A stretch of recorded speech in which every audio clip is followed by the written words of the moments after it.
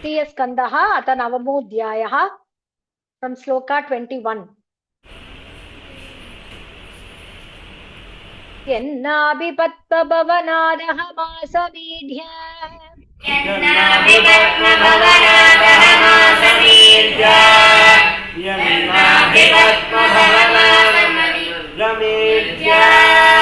लोकत्रयोपकरणो यदनुग्रहेण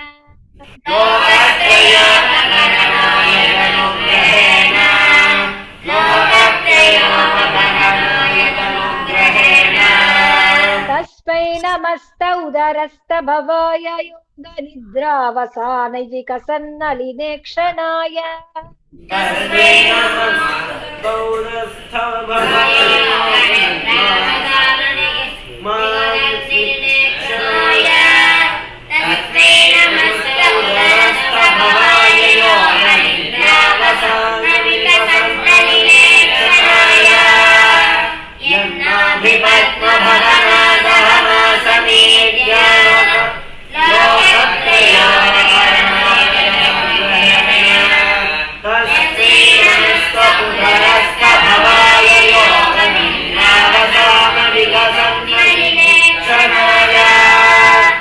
सोऽयं समस्त जगतां सुहृदेक आत्मा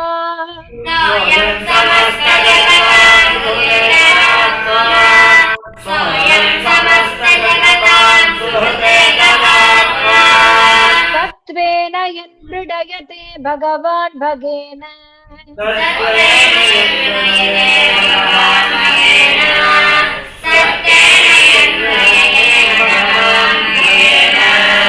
तेनैव मे दृशमनुस्पृशतात्यथाहम्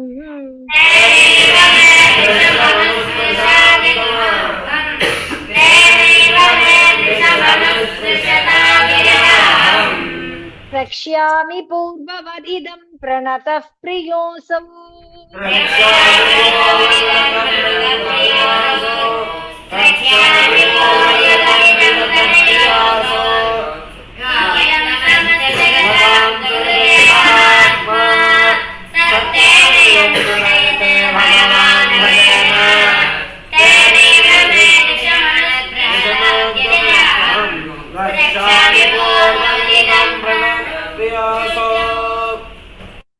एषः प्रपन्नवरदो रमयात्मशक्त्या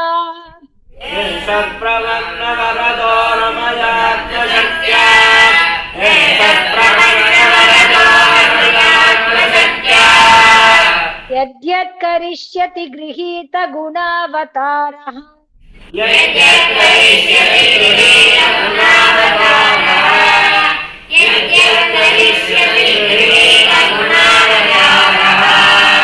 तस्मिन् स्वविक्रममिदं सृजतोऽपि चेतः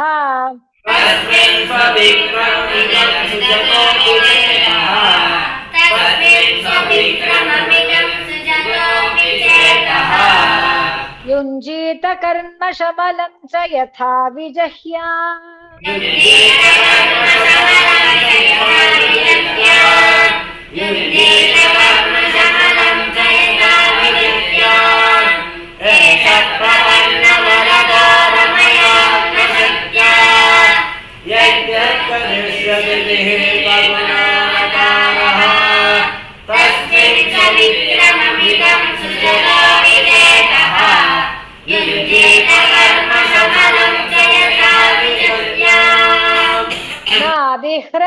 नाभिहृदादिगसतोऽम्बसि यस्य पुंसः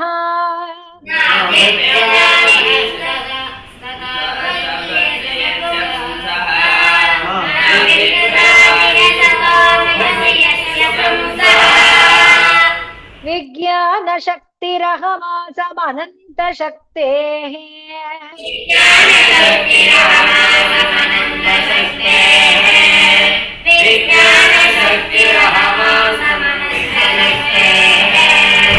रूपं विचित्रमिदमस्य विवृण्वतो मे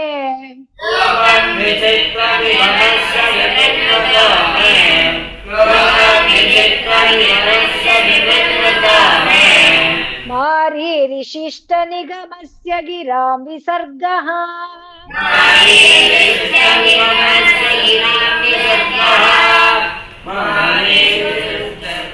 निगमस्य गिरिं विसर्गः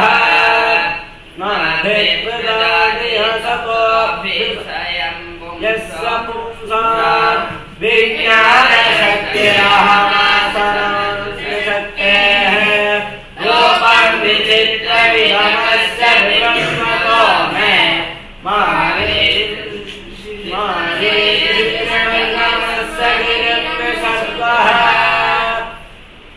सोऽसौ अदभ्रकरुणो भगवान् विवृद्ध प्रेमस्मितेन नयनाबुरुहं विजृम्भन्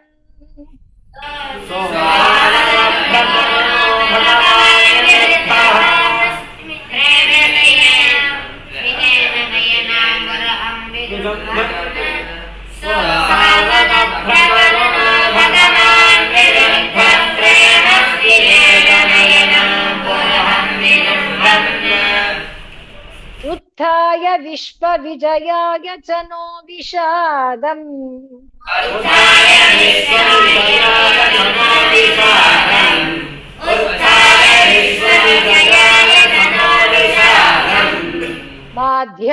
माध्यागिरापणयतात् पुरुषः पुराणः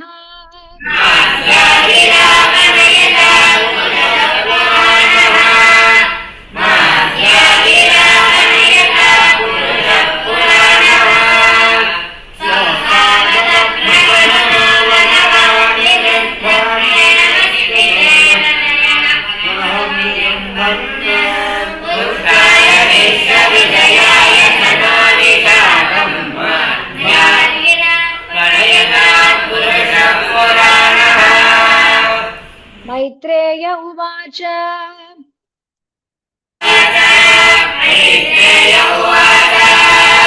स्वसम्भवं निशाम्यैवं तपो विद्या समाधिभिः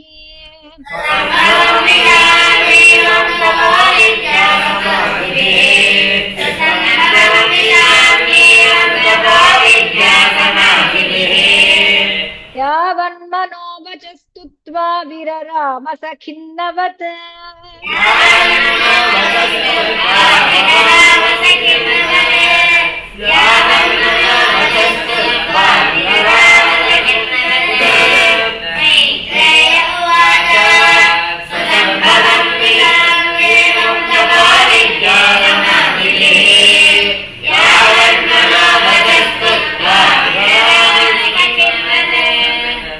अथाभिप्रेतमन्वीक्ष्य ब्रह्मणो मधुसूदनः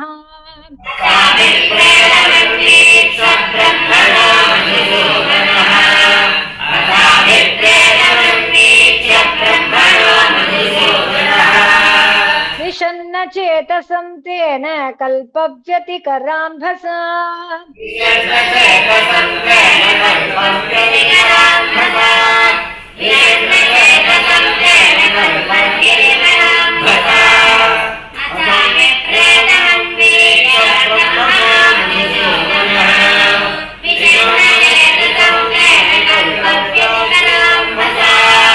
लोकसंस्थान विज्ञाय आत्मनः परिखिद्यतः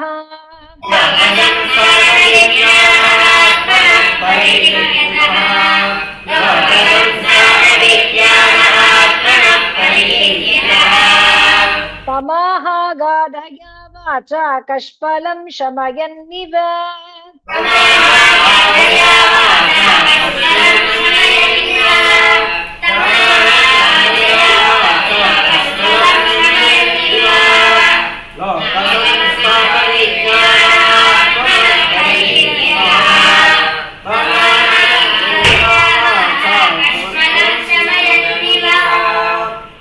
श्रीभगवानुवाच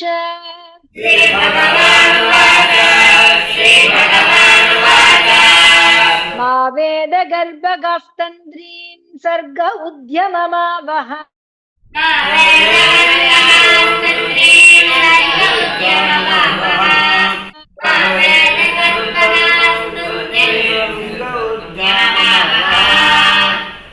तन्मया आपादितं ह्यद्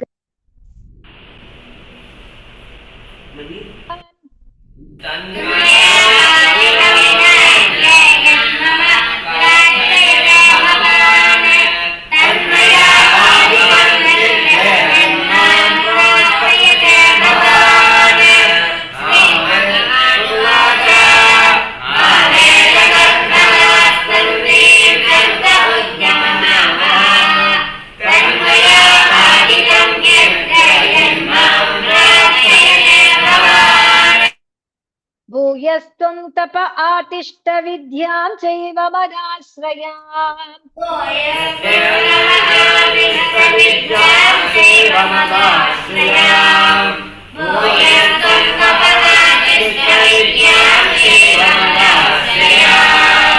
ताभ्यामन्तर्हृदि ब्रह्मण्ड लोकान् रक्ष्यस्य पावृतान्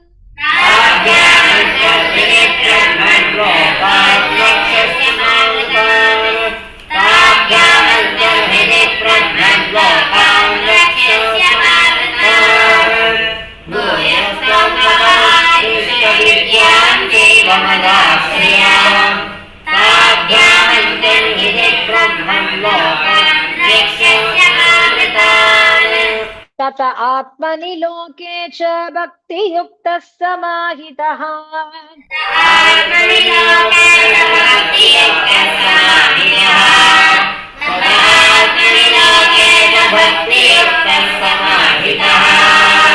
दृष्टासि मां ततं ब्रह्मण्महि लोकान् त्वमात्मनः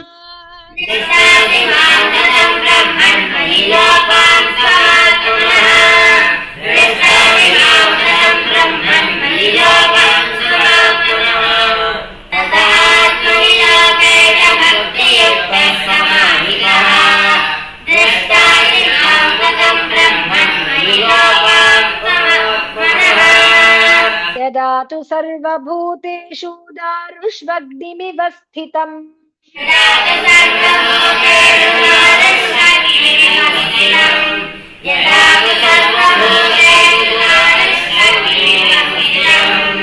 प्रतिचक्षीत मां लोकः जह्यातर्ह्येव कश्मलम्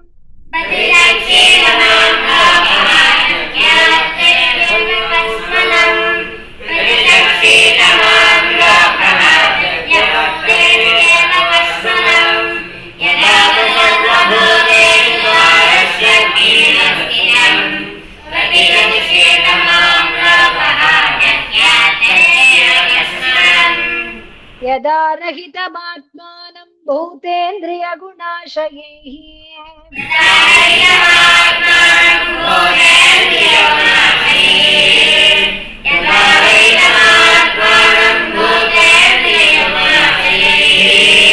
स्वरूपेण मयोपेतं पश्यन् स्वराज्यमृच्छति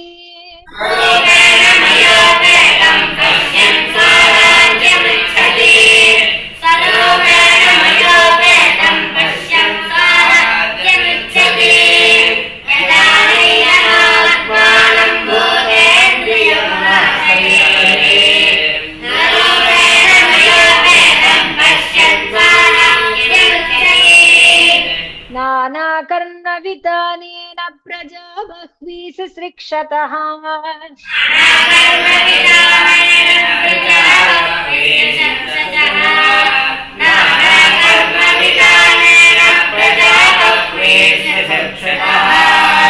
न आत्मावसीदति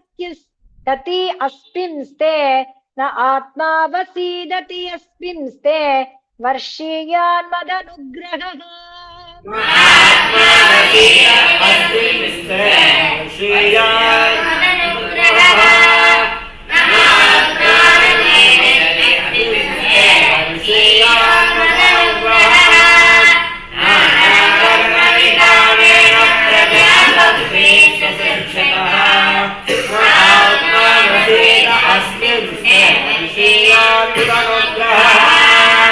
ऋषिमाद्यं न बध्नाति पापीयां स्वां रजो गुणः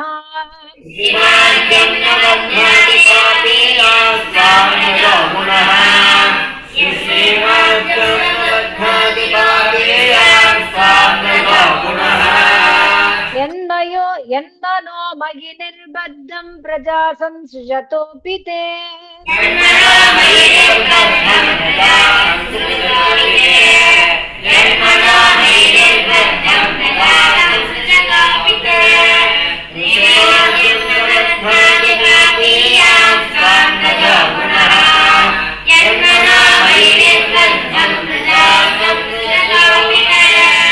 यातोऽहं भवता त्वद्या दुर्भिक्ष्ययोऽपि देहिनाम्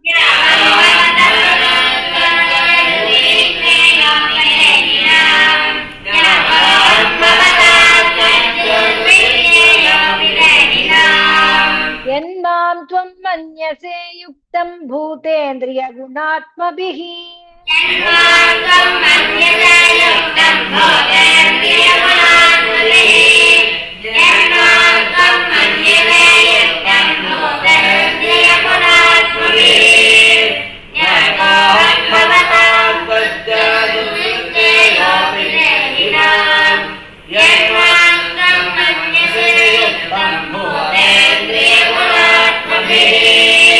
तोभ्यं मद्विचिकित्सायाम् आत्मा मे दर्शितो बहिः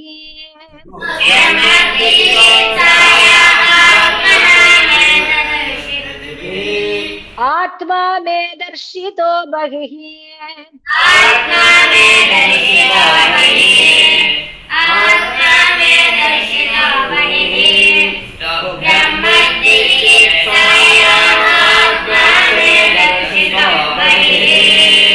नालेन सलिले मूलं पुष्करस्य विचिन्वतः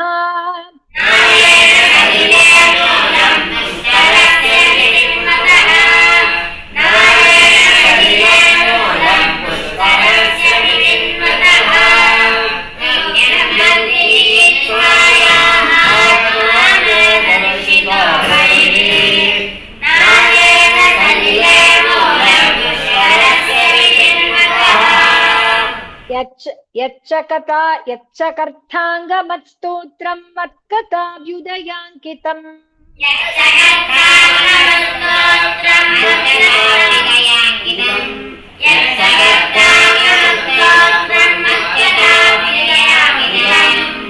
यद्वा तपसि ते निष्ठा स एष मदनुग्रहः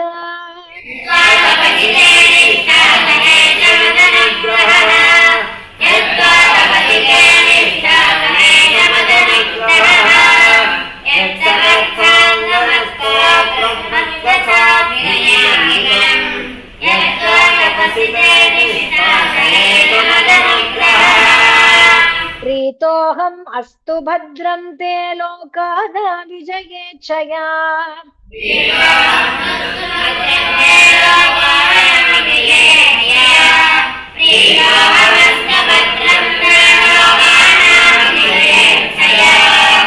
यदस्तौ शीर्गुणमयं निर्गुणं मानुवर्णयन्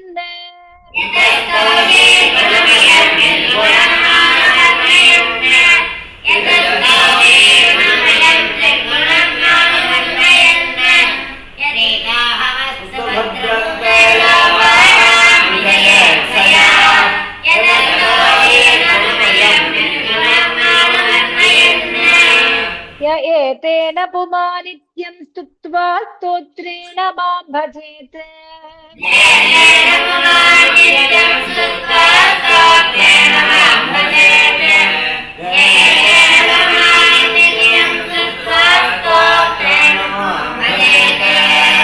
तस्याशु सम्प्रसीदेयं सर्वकामवरेश्वरः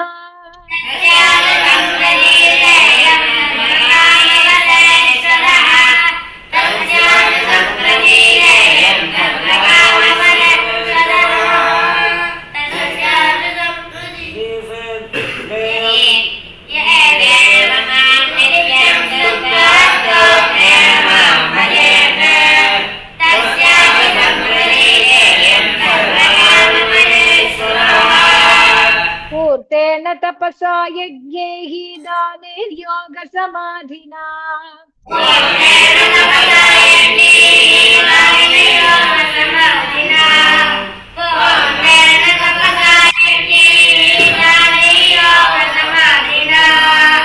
राधं निःश्रेयसं पुंसा मत्प्रीतिः तत्त्वविन्नतम्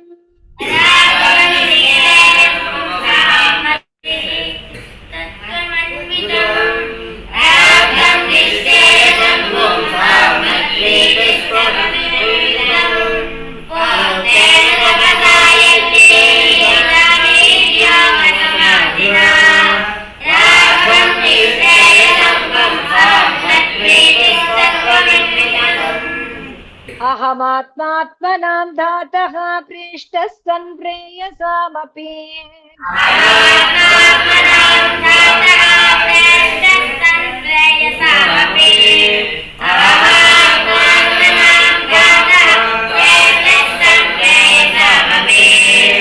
अतो मयि रतिं कुर्यादेहादिर्यत्कृते प्रियः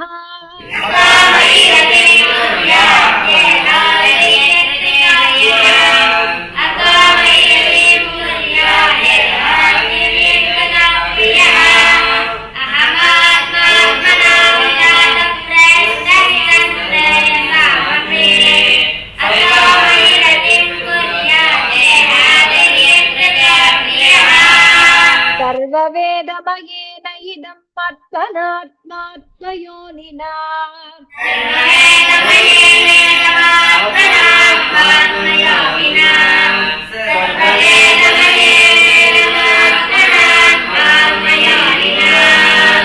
प्रजासृज यथा पूर्वं याश्च मयि अनुषेदते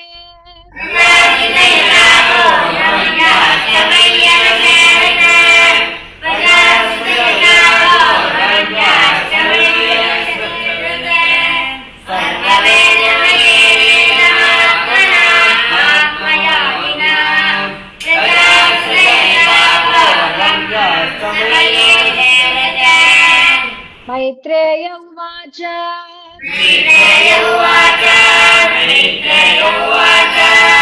तस्मा एवं जगत्सृष्टे प्रधानपुरुषेश्वरः